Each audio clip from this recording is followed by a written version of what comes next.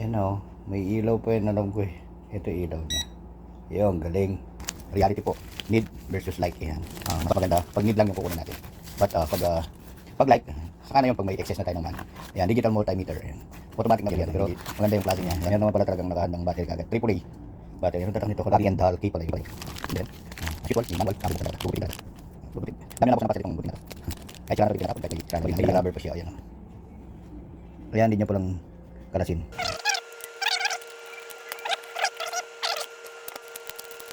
Ito yung pinakatandaan nyo, yan, tips na rin. Pag spring yan, negative. Pag walang spring, positive. Tulad dito, yan ang positive niya. Yan yung negative niya. Ayan, sa baba. Yan, ganyan yan. Diba? Tapos, pasok mo yan. At the same time, ito, positive, babalik rin natin. Yun. Yung negative dun sa spring. Yun ang tumunog. Ayan o, may ilaw pa yun, alam ko eh. Ito ilaw niya. Yun, galing. Ito yung common, ito yung input. Yung input, yung positive. Red na, no? Ito yung isipin natin na parang. Pero alam ko tatanggalin to eh. Yun, meron na no. Yun pala. Sorry, ito pala, pin lang pala ganyan yan. Alisin pala to, yan. Tapos, lagyan natin doon sa negative or black. Yung ganda ng pagkaan. And then, alisin natin yung isa. O, diba? Ayun yung tips niya. And then, try natin sa continuity. Diba, continuity. Ito, alam ko itong isang ito, sira. Kung hindi ako nagkakamali. Ito, ayos naman ito eh. Negative, yan. Positive yan. Positive to positive. Yan, 4.07 volts. Pili natin i-off yung ano. Yung natin yung ano. Off na natin. Ito yung off.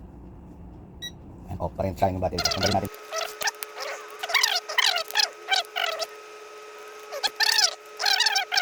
On muna natin, no? Tapos, pindutin natin matagal to.